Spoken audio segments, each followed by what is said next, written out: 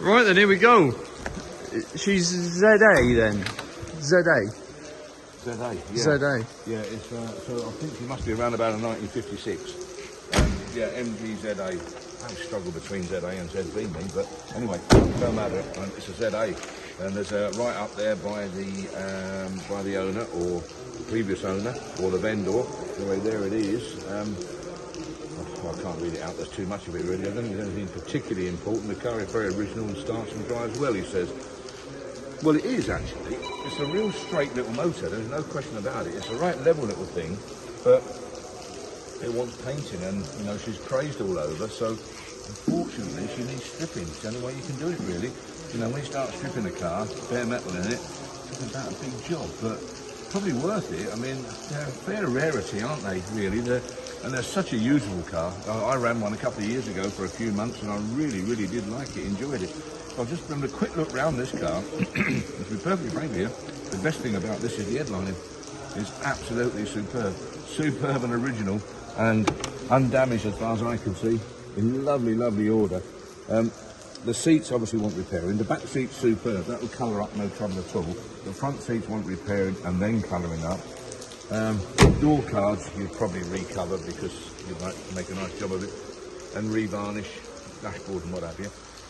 But the big job is going to be the body. You're not going to be chasing rust as far as I can see. It looks fairly solid, but it's going to have to be stripped because, as I say, it's crazed just about all over. So there's not much you can do to it but strip it, sadly. Engine bay is lovely, just like I like to see an engine bay. I mean, that will actually wash off and clean off quite nicely, engine bay.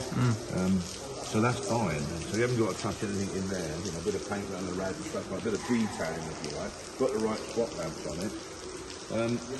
It's just one of them, and I just wonder why so many of these are just, I'm afraid, substandard. And they shouldn't be really. They're a quality car. I wonder whether they were just a poor relation at some stage and just weren't looked after properly, which is a real pity. But I suppose that's all I can put it down to. Now, there's so many rusty ones around. This ain't rusty. There's so many cosmetically untidy ones around. This is one of them, really.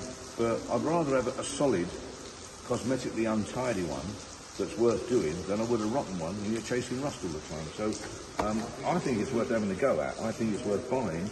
But do bear in mind that you're going to have the seats repaired, new set of carpets, which is nothing, good old cover down, knock them out for you for no money at all.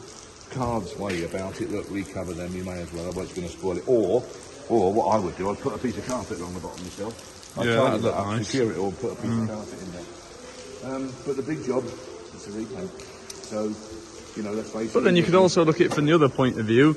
You can run it as it is for a year and do it next year. Absolutely, yeah. Yeah, you can run it as a running restoration. Yeah. And then when you buy it now at sensible money, save a bit of money up over the next year, and then throw that money at it. That's it, yeah. It's one of them that by the time you finish, it will owe you more than what it's worth.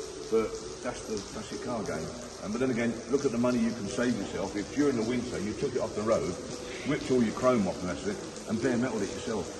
I love bare metal and stuff. It's therapeutic.